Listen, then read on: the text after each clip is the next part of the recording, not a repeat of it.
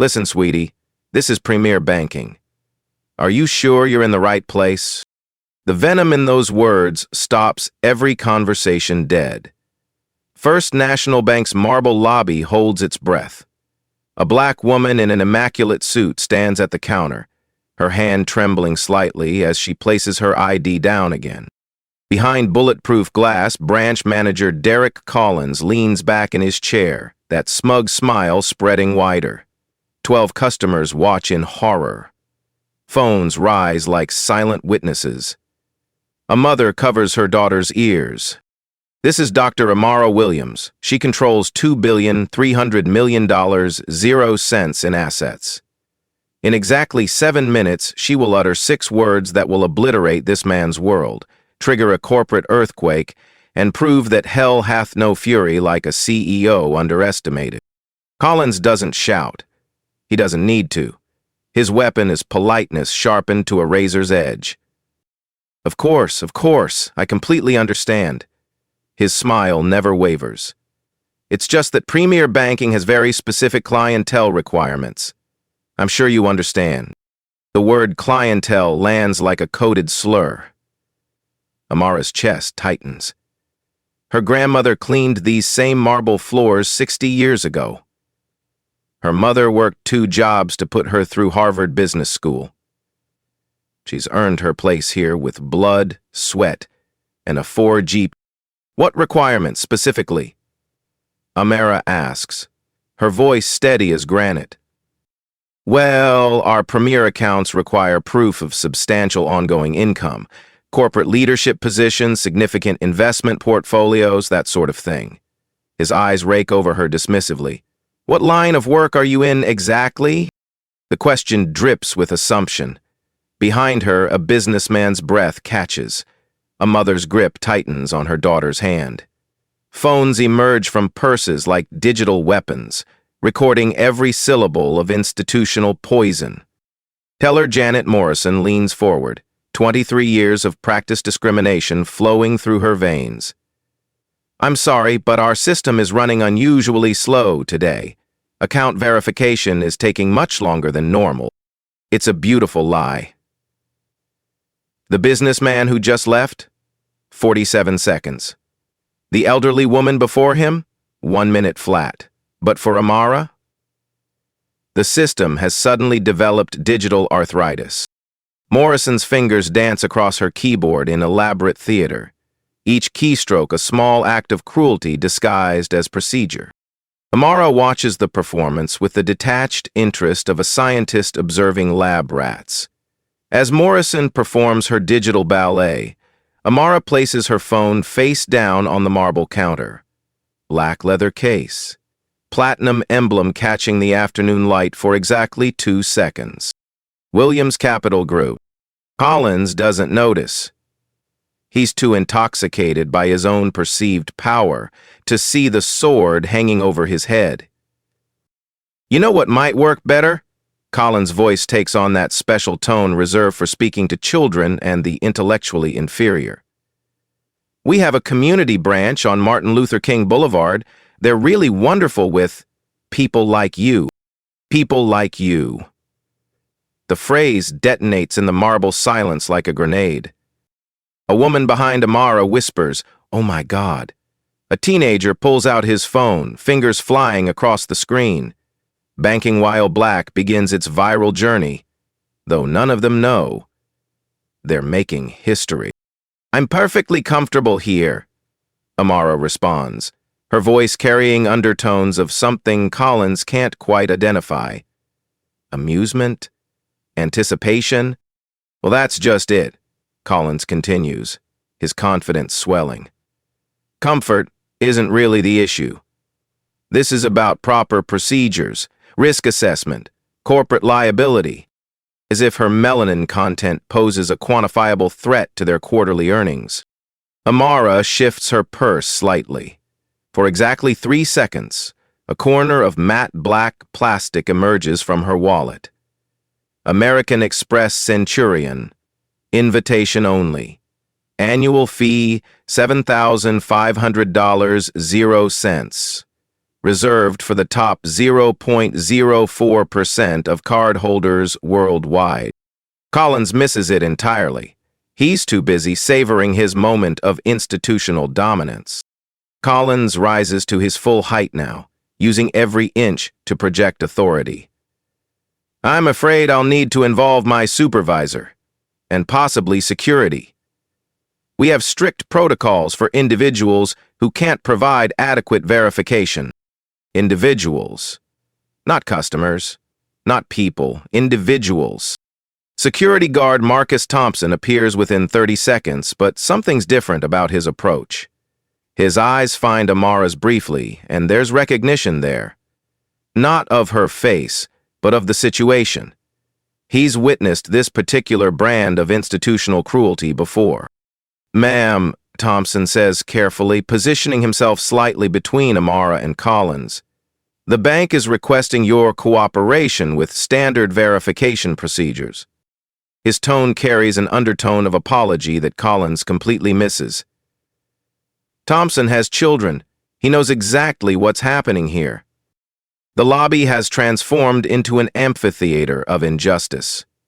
12 customers, all unwilling witnesses to a masterclass in systemic racism delivered in real time. Their phones capture every word, every sneer, every calculated humiliation. What they're recording will become the most expensive customer service interaction in banking history. "You know what, Mr. Collins?" Amara's voice cuts through the tension like silk wrapped around steel. "You're absolutely right. This is about verification, about knowing exactly who you're dealing with." Collins practically glows with vindication. "Finally! I'm glad we can resolve this professionally. Some people just need to understand how things work in the real world." The real world. The irony is so thick it could stop bullets. Amara's hand moves to her phone with deliberate precision. Her thumb scrolls through contacts until it finds the name that will reshape Collins' understanding of power structures forever. At the very top of her contact list, marked with a star for priority access, James Morrison, CEO, First National Bank. James Morrison, Janet Morrison. The family connection that's about to turn this from professional humiliation into personal devastation. "Mr. Collins," Amara says, her voice carrying the preternatural calm that precedes hurricanes, "I think it's time we clarified exactly who requires verification here." She presses call. The name illuminates her screen in bold letters. James Morrison, CEO. Janet Morrison's face drains of all color. Her fingers freeze above her keyboard. That name, that number. How does this woman have direct access to her uncle? The phone rings once, twice. Then a voice answers that will change everything. "Hello, James? It's Amara Williams." The voice that answers crackles through the speaker, warm and immediate. "Amara, how's the Williams Fund performing this quarter?" The words detonate through the lobby like grenades. Collins' smirk dies on his lips. Janet Morrison's keyboard falls silent. The businessman behind Amara drops his phone. "I'm standing in your First National branch right now," Amara says, her voice silk over steel. "Downtown location, having a fascinating discussion about risk management."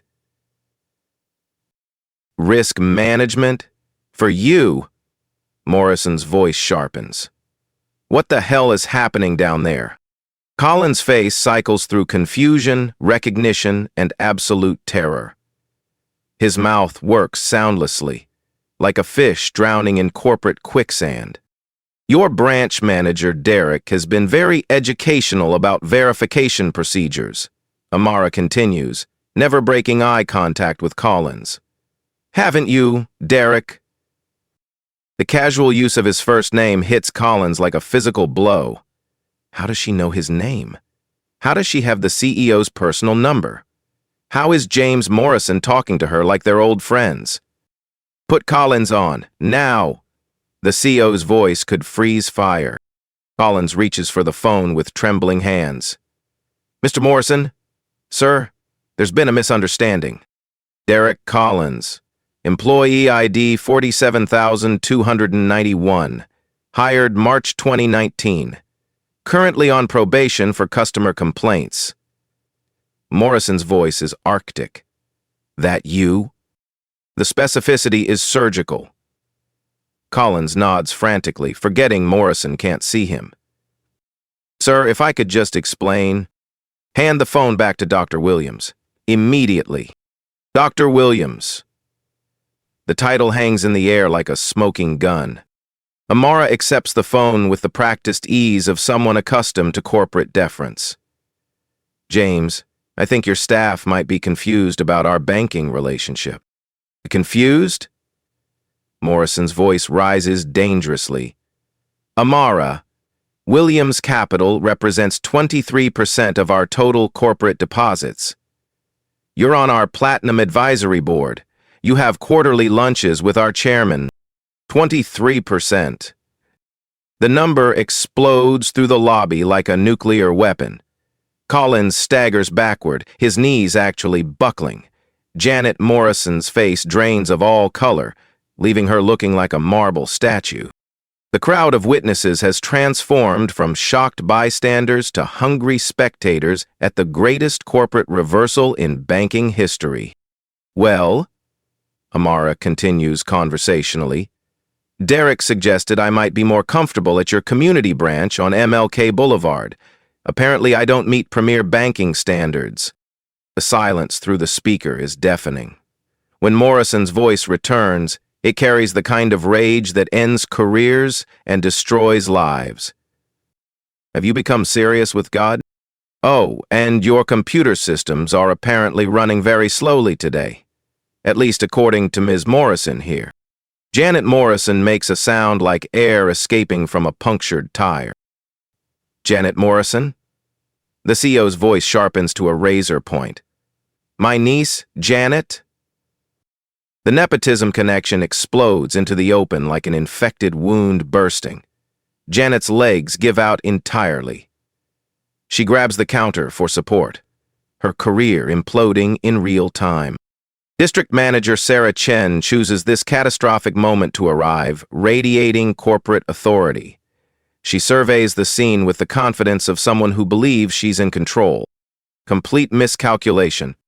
What's the situation here? Chen demands. Amara looks up from her phone. Are you the district manager? Sarah Chen, district manager for Metropolitan Banking. Chen's voice carries practiced authority. And you are? Through the speaker, Morrison's voice cuts like a scythe. Ms. Chen, this is CEO James Morrison. You're speaking to Dr. Amara Williams, founder and CEO of Williams Capital Group. Your staff has just delivered a master class in institutional racism to our largest institutional client.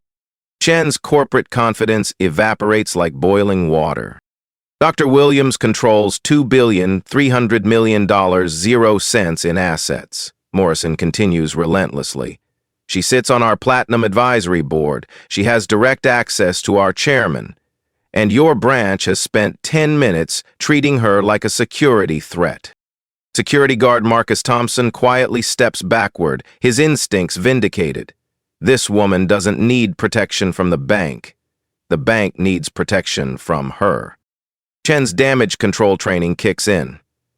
Dr. Williams, I sincerely apologize for any misunderstanding. My lord, misunderstanding? Amara's voice develops a new edge, sharp enough to cut glass. Derek told me I need to understand how things work in the real world. Janet implied I don't qualify for premier services. You all seemed quite certain about who belongs here. The phones recording this massacre have multiplied exponentially. 12 witnesses have become 30, then 50. Banking while black trends nationally in real time. Chen scrambles desperately.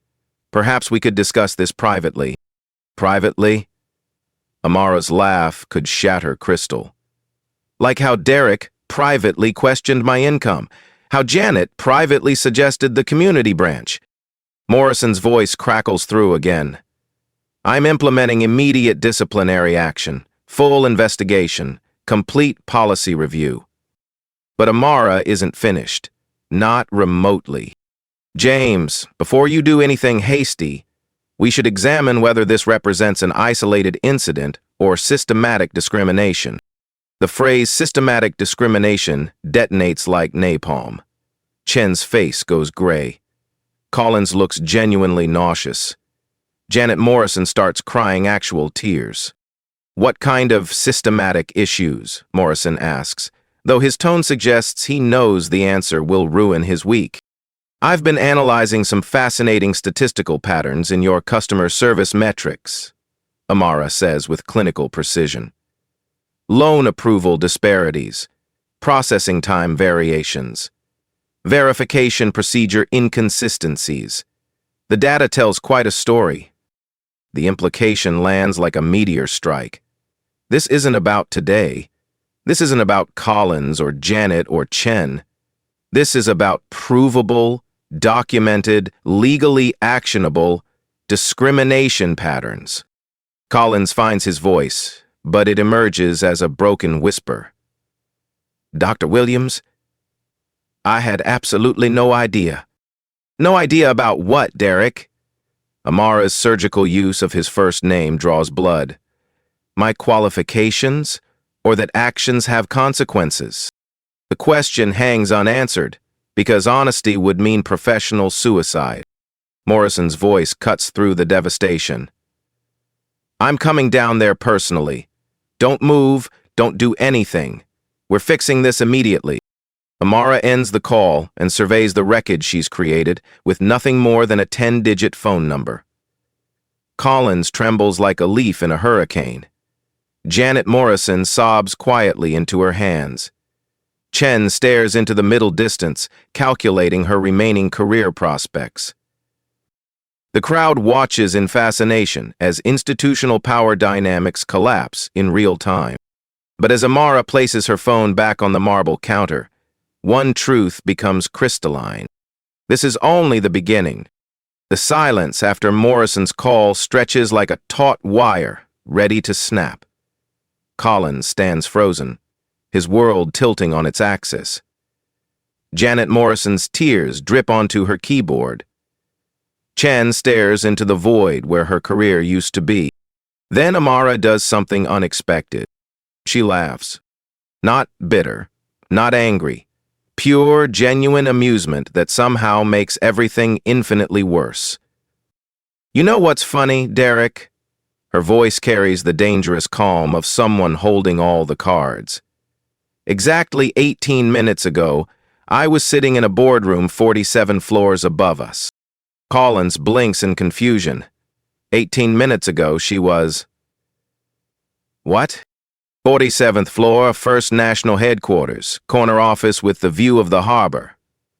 Amara's smile grows wider. Know whose office that is? The question hangs like a guillotine blade. That's James Morrison's office, your CEO. We were having our quarterly investment review. She pauses, savoring the moment. When I told him I wanted to conduct a little experiment. Experiment. The word detonates through Collins' consciousness like shrapnel. You see, James has been receiving some disturbing reports about customer service disparities in certain branches. Statistical anomalies, pattern inconsistencies. Amara's voice takes on the clinical tone of a scientist describing lab results. So we decided to test the hypothesis. Collins' mouth goes dry. Test what hypothesis? Whether systematic discrimination would occur when a qualified black woman walked into this branch asking for routine banking services.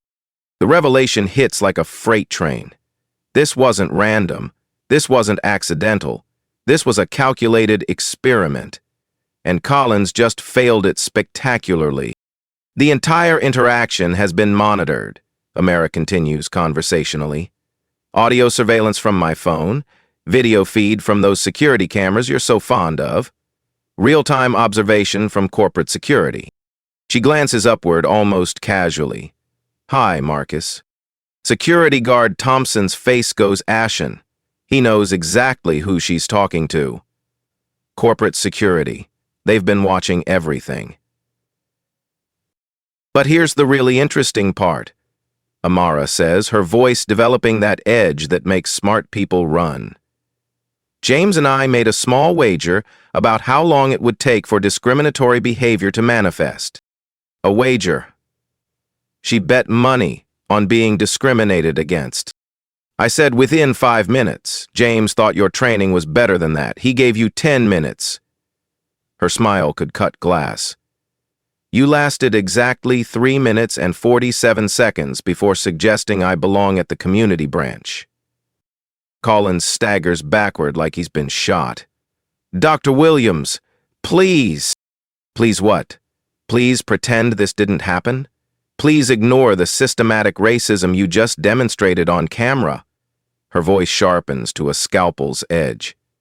Please forget that you've provided irrefutable evidence of federal civil rights violations.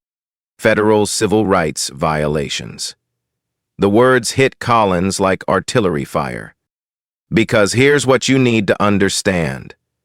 Amara continues relentlessly. This wasn't just customer service discrimination. This was a federal audit test. And you just failed it in the most spectacular way possible. She reaches into her purse again, but this time she pulls out something that makes Collins' blood freeze. A badge, federal credentials, Department of Justice seal. Dr. Amara Williams. She reads from her identification. Special Consultant, Civil Rights Division, Financial Crimes Task Force. The badge hits the marble counter with the finality of a judge's gavel. Collins' legs give out. He grabs the counter for support, his face cycling through shock, terror, and complete understanding of how thoroughly he's been destroyed. The Department of Justice has been investigating systematic discrimination in banking for 18 months, Amara explains with clinical detachment. We've documented patterns across 47 branches in 12 states. She pauses, letting the scope sink in. But we needed irrefutable evidence of discriminatory intent. Video proof of institutional bias. Witnesses to systematic exclusion. Her smile returns, predatory and satisfied. Congratulations, Derek. You just provided everything we needed. Janet Morrison's sobbing intensifies to actual wailing. Chen looks like she might vomit. Thompson quietly steps further away from the disaster zone. The beautiful thing about federal investigations, Amara continues, is the scope of prosecution.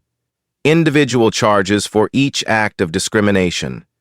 Institutional charges for systematic bias. Corporate charges for policy violations. She counts on her fingers like a child reciting multiplication table. Civil rights violations, felony charges. Conspiracy to discriminate, federal crime, violation of fair banking practices, institutional liability. Each charge lands like a physical blow. Financial penalties, criminal prosecution, federal oversight. Collins finally finds his voice, but it emerges as a broken whisper. How long have you been watching us? 18 months of surveillance. 12 months of documentation, 6 months of legal preparation. Amara's voice carries the satisfaction of a chess master announcing checkmate. Today was just the final piece of evidence. She pulls out her phone again, but this time she shows them the screen. Not a contact list, not a phone number, a live video feed. This entire interaction has been broadcast in real time to the Department of Justice Task Force. She explains casually. 14 federal attorneys, 6 civil rights investigators, and 1 very angry attorney general have been watching your performance. The camera on her phone has been recording everything, broadcasting everything, transmitting their destruction to federal prosecutors in real time. They're particularly interested in your suggestion about MLK Boulevard, Amara observes. That kind of coded racial redlining hasn't been documented this clearly since the 30s, 900s, and 60s. Collins stares at the phone in horror. 14 federal attorneys, 6 investigators, all watching him destroy his life, one racist comment at a time. But here's my absolute favorite part, Amara says, her voice taking on an almost conversational tone. The statistical analysis we've been conducting. She shows them another screen, graphs, charts, data visualization that would make a mathematician weep. Your branch has the highest discrimination rates in the entire First National system. 73% longer processing times for minority customers. 41% lower loan approval rates for identical qualifications. 87% of verification requests target Black clients. Each statistic is a nail in their collective coffin. You're not just racist, Derek. You're statistically, provably, federally documented racist. Her voice develops an edge that could cut diamond. Your discrimination is so consistent it constitutes a mathematical pattern. She closes the phone with finality that sounds like a coffin lid slamming shut. So when you asked me about verification procedures, you weren't just questioning my qualifications. You were providing evidence in a federal case that will send you to prison and shut down this branch permanently. The lobby has become a mausoleum. 50 witnesses stand in absolute silence, watching institutional racism collapse under the weight of its own arrogance. Collins makes one final, desperate attempt. Dr. Williams, I was just following training. Training? Amara's laugh could shatter steel. You mean the discriminatory policies your corporate office distributed? The racial profiling guidelines disguised as risk assessment? The systematic exclusion protocols masked as customer service? She leans forward, her voice dropping to a whisper that carries more menace than screaming. We have copies of everything, Derek. Every memo, every training session, every policy document that institutionalized racism. Her smile returns, cold as winter moonlight. Your defense just became evidence of conspiracy. The truth settles over Collins like a burial shroud. He didn't just commit individual acts of discrimination. He followed institutional policies designed to discriminate, which makes it conspiracy, which makes it federal, which makes it over. The irony, Amara concludes with scientific detachment, is that treating me with basic human dignity would have saved your career, your freedom, and your institution. She stands, gathering her things with the precision of someone whose work here is finished. But racism made you stupid, Derek, and stupid made you criminal. She heads toward the door, then pauses. Oh, and Derek? The federal marshals should be here any minute. As if summoned by her words, black SUVs pull up outside the bank. Game over. The federal marshals enter like shadows given form. No Hollywood dramatics, no shouting, just quiet, terrifying efficiency that makes Collins' legs buckle. Beatif, Special Agent Rebecca Martinez displays her badge with the casual authority of someone who's destroyed careers before breakfast. Derek Collins, you're under arrest for federal civil rights violations. The Miranda rights echo through marble halls like a death knell. Collins' hands shake as handcuffs click into place. Janet Morrison's wailing could wake the dead as she joins the federal parade of professional destruction. But as agents process their arrests, Amara's phone buzzes. 4 words that change everything. Emergency board meeting, now. The elevator to the 47th floor moves with agonizing slowness. 47 floors to ascend, from institutional racism to corporate reckoning. And then, the boardroom doors open to reveal First National's complete power structure assembled in crisis formation. CEO James Morrison sits rigid at a conference table worth more than most homes. 12 board members. 6 executives. 3 panic-stricken lawyers. They look like defendants awaiting sentence. Amara! Morrison's voice carries the hollow tone of a man watching his empire crumble. Thank you for... James! She cuts him off with surgical precision. taking the power seat directly opposite him. "I assume you enjoyed the show? Every federal agent in the building watched your branch commit textbook civil rights violations," Morrison confirms, his corporate composure cracking. "Live streamed to our legal department, compliance officers, and crisis management team." Board member Catherine Steinberg leans forward, desperation bleeding through her professional veneer. "Dr. Williams, surely we can resolve this internally." "Internally?" Amara's laugh could shatter diamond. "Catherine, your employees just provided federal prosecutors with enough evidence to dismantle your entire institution. This isn't internal anymore. This is federal." Chief Legal Counsel David Kim slides a thick folder across polished mahogany. "We've prepared a comprehensive settlement." "Settlement?" Amara's voice develops that dangerous edge. "David, you seem confused about the nature of federal criminal prosecution. You don't settle civil rights violations, you serve prison sentences." The lawyers exchanged panicked glances. Corporate law school didn't prepare them for Department of Justice task forces. But then Morrison does something unexpected. He stands, walks to the window, and laughs. Not nervous corporate laughter. Genuine amusement that makes everyone else deeply uncomfortable. "You know what's funny, Amara?" He turns back to face the room. 6 months ago, I could have prevented all of this with a single phone call." The room freezes. "What phone call?" 6 months ago, the Department of Justice contacted me directly," Morrison continues, his voice carrying bitter resignation. "Informal inquiry about potential discrimination patterns. Off-the-record conversation about voluntary compliance programs." Amar's eyes narrow slightly. "This isn't in her federal briefing materials. They offered us a choice," Morrison explains to his horrified board. "Voluntary self-audit with minimal federal oversight, or formal investigation with full prosecution authority." Board member Robert Chen's face goes ashen. "James, what did you tell them?" Morrison's smile could cut glass.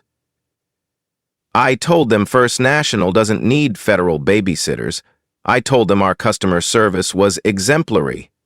I told them discrimination claims were frivolous litigation fishing expeditions." The confession hits the room like a nuclear bomb. He rejected federal cooperation. He dismissed discrimination concerns. He chose institutional arrogance over voluntary compliance. "So when you orchestrated today's audit test," Morrison continues, his gaze locked on Amara, "you weren't just documenting discrimination. You were documenting willful defiance of federal cooperation requests. The implication detonates through corporate consciousness like shrapnel. Willful defiance, obstruction of justice, conspiracy to continue criminal behavior after federal warning." End of English essay, posters act. "This isn't just discrimination anymore, this is criminal enterprise." The beautiful irony, Morrison observes with the detached fascination of someone watching his own execution, is that voluntary compliance would have cost us maybe $10 million, 0 cents, in training and oversight. Chief Financial Officer Maria Santos calculates rapidly, her face reflecting growing horror. "James, what's the cost of federal prosecution?" "Complete institutional dissolution," Morrison answers flatly. "Criminal seizure of assets, personal liability for board members, prison sentences for executive staff." The numbers hit like artillery fire. $10 million in voluntary compliance versus complete corporate annihilation. "But here's the really interesting part," Morrison continues, his voice taking on that dangerous calm that precedes corporate massacres. "Dr. Williams didn't just document our discrimination today." He pulls out his own folder. Corporate documents, internal communications, email chains. She documented our systematic cover-up of federal cooperation requests, our deliberate dismissal of discrimination complaints, our conscious decision to continue criminal behavior after federal warning. Each revelation lands like a physical blow. They're not just guilty of discrimination. They're guilty of conspiracy, obstruction, and willful continuation of federal crimes. Show them the really damaging evidence, Morrison says, sliding his folder toward Amara. She opens it with clinical interest. Then her expression changes. For the first time today, she looks genuinely surprised. Internal emails, executive communications, board meeting minutes documenting their conscious decision to ignore federal warnings and continue discriminatory practices. You kept records, she observes with something approaching admiration. You documented your own criminal conspiracy. Corporate compliance, Morrison explains with bitter irony. We meticulously documented our decision to commit federal crimes. The board members stare at their own written evidence of criminal enterprise, email chains proving they knew about discrimination, meeting minutes showing they chose to continue it, financial records demonstrating institutional conspiracy. They built their own federal case against themselves. So here's our situation, Morrison continues with the calm of someone who's accepted complete defeat. Federal prosecutors now have evidence of systematic discrimination, willful defiance of cooperation requests, and documented criminal conspiracy. He returns to his seat, corporate authority completely evaporated. We're not negotiating settlement terms, Amara. We're negotiating whether any of us avoid prison sentences. The truth settles over the room like poison gas. They're not corporate executives anymore. They're criminal defendants. Amara closes the folder with finality that sounds like a coffin lid slamming shut. Here's what's going to happen. Her voice carries the quiet authority of someone holding absolute power over institutional life and death. Complete dissolution of current management structure, federal receivership of all operations, criminal prosecution of executive staff who participated in documented conspiracy. Each word lands like a judicial sentence. Establishment of a $200 million 0-cents victim compensation fund. Complete restructuring under federal oversight. New management selected by Department of Justice compliance officers. $200 million. The board members calculate their personal financial destruction in real time. But here's your choice. Amara continues with surgical precision. Voluntary cooperation with federal prosecution in exchange for reduced sentences, or complete resistance leading to maximum criminal penalties. She stands, gathering materials with the efficiency of someone whose work here is nearly finished. You have until tomorrow morning to decide whether you're witnesses or co-conspirators. Morrison makes one final attempt at corporate dignity. And Williams Capital's business relationship? Amara pauses at the door, her voice carrying the cold satisfaction of absolute victory. That depends on whether your successors understand that systematic racism isn't just morally bankrupt. She opens the door, then delivers the final blow. It's literally bankrupt. The door closes behind her with judicial finality. In the boardroom, 12 of the most powerful people in banking sit in absolute silence, contemplating federal prison sentences they built with their own documented arrogance. Corporate racism just received its federal death sentence, and they wrote the execution order themselves. 6 months later, Amara walks through the same marble lobby where her humiliation became revolution. The crystal chandeliers gleam with identical brilliance. The bulletproofed glass still separates worlds. But the soul of this place has been reborn. Behind the premier banking counter stands Marcus Thompson, the same security guard who positioned himself protectively between her and Collins now wears a branch manager's suit and the quiet dignity of someone who's seen justice delivered. Dr. Williams, he greets her with genuine warmth. Welcome back. The words carry weight beyond courtesy. 6 months ago, she wasn't welcome here. Today, she's the catalyst who transformed everything. Derek Collins is serving 18 months in federal prison. His cell doesn't have marble columns or crystal chandeliers. Janet Morrison got 12 months plus community service, cleaning the same floors her racism once polluted. Sarah Chen negotiated probation in exchange for testifying against her corporate masters. But the real devastation happened 47 floors above. James Morrison, federal conviction, $2,300,000, 0 cents in fines, lifetime ban from banking. His corner office now belongs to someone who understands that dignity isn't a demographic luxury. 6 board members. Criminal convictions, asset forfeiture, personal liability totaling $47 million, 0 cents. Their country club memberships couldn't purchase federal pardons. The institutional surgery was precise and merciless. "I'd like to make a deposit," Amara tells Thompson. The same words that triggered corporate earthquakes 6 months ago. Of course, business or personal. 3 minutes, 15 seconds. Professional, efficient, human. Everything Collins could have provided if racism hadn't made him stupid. But the real transformation lives in details invisible to casual observers. Miguel Rodriguez, a construction contractor, completed his business loan application moments before Amara arrived. No coded language about urban demographics, no suggestions about community banking alternatives, no verification theater designed to humiliate.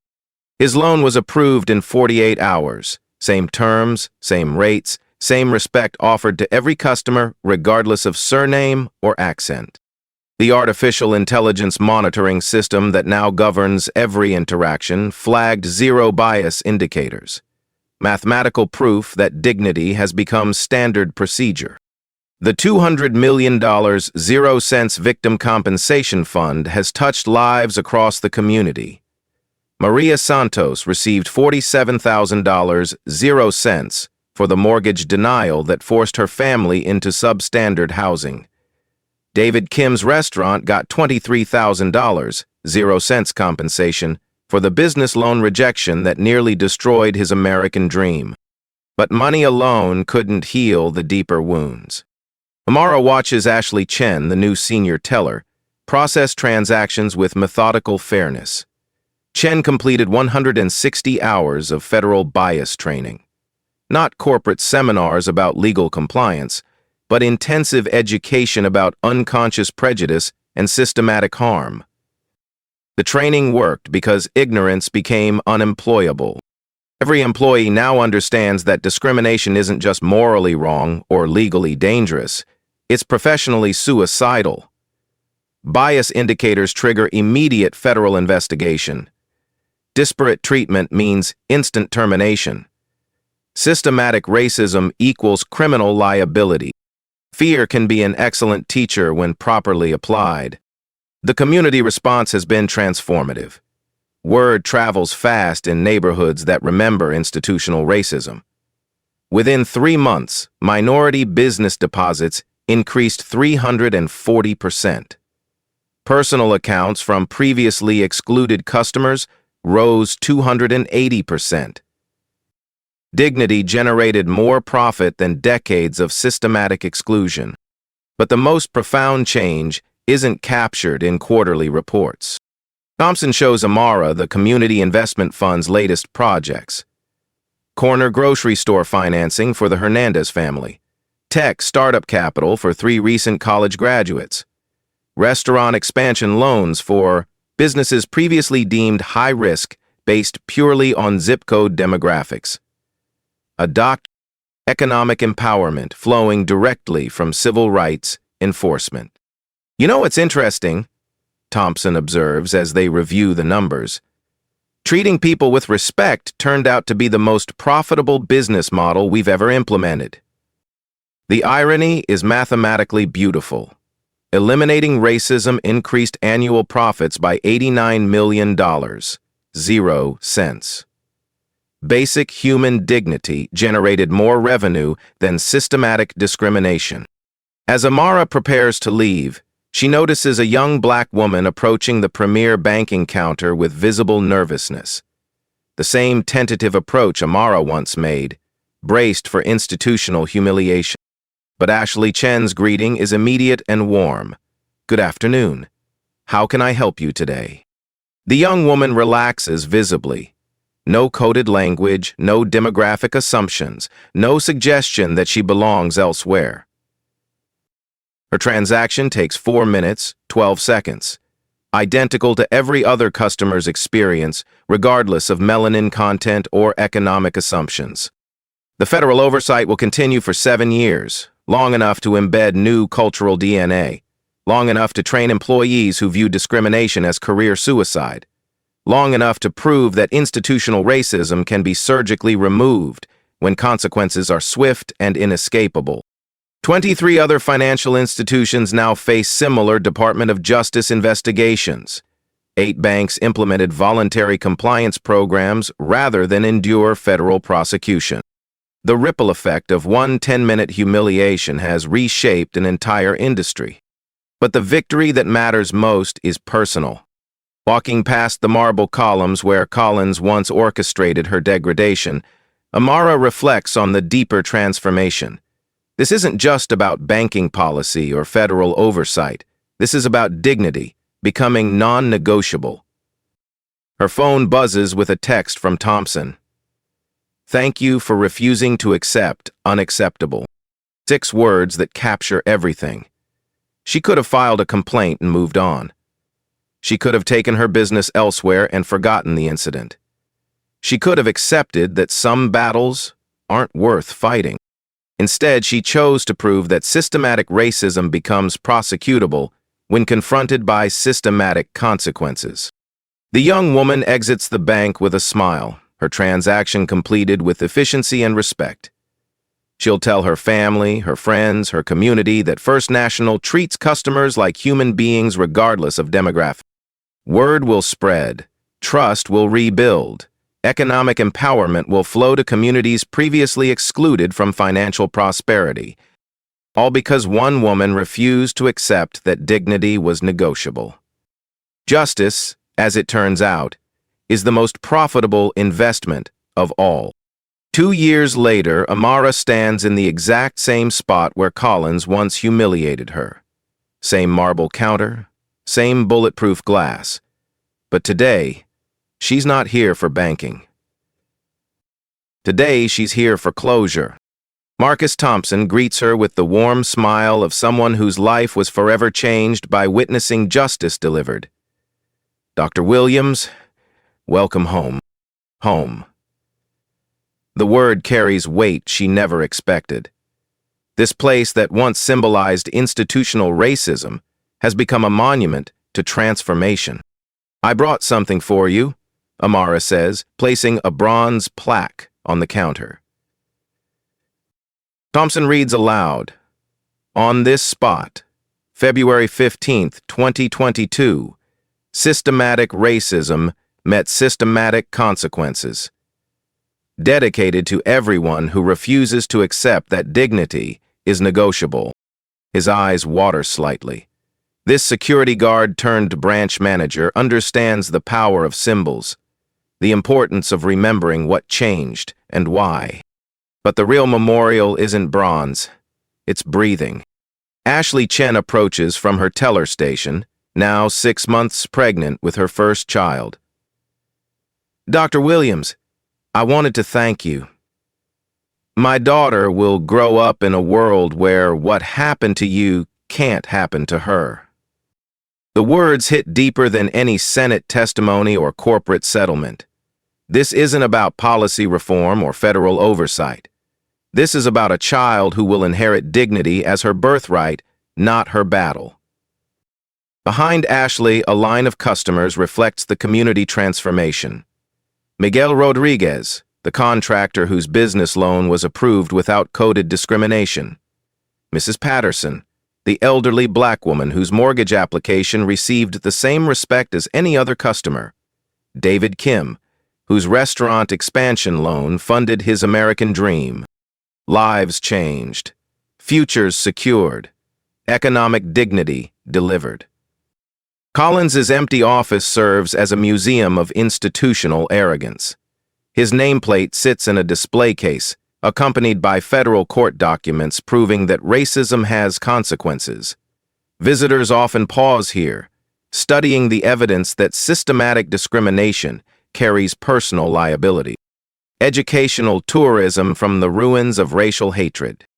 Janet Morrison volunteers at the community center down the street, teaching financial literacy to families previously excluded from traditional banking. Her nephew, a recent college graduate, got his first business loan from the same branch where she once practiced discrimination. Redemption through service. Transformation through consequence. The numbers tell their own story. 400% increase in minority business lending nationwide. 350% rise in black home ownership approvals. $2.3 billion, 0 cents in previously denied capital, now flowing to communities that earned it. But statistics pale beside human moments. A young black woman approaches the premier banking counter with confident strides, no hesitation in her movement.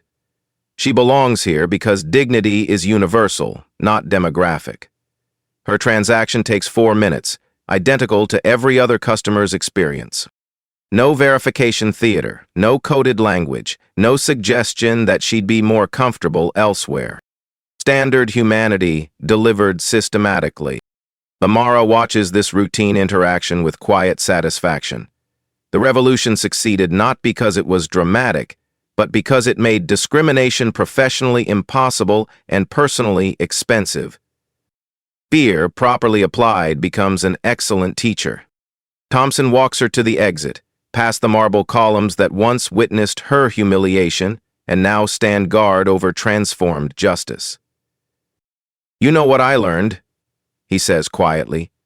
"Sometimes the most powerful thing you can do is refuse to accept the unacceptable." Amara pauses at the threshold, looking back at the institution she helped reshape through sheer refusal to be diminished. "The beautiful thing about dignity," she responds, "is that it's contagious. Once one person demands it, everyone else remembers they deserve it too." She steps into afternoon sunlight, leaving behind a monument to systematic change and systematic justice. Your turn. Have you ever been somewhere you belonged but were treated like you were trespassing?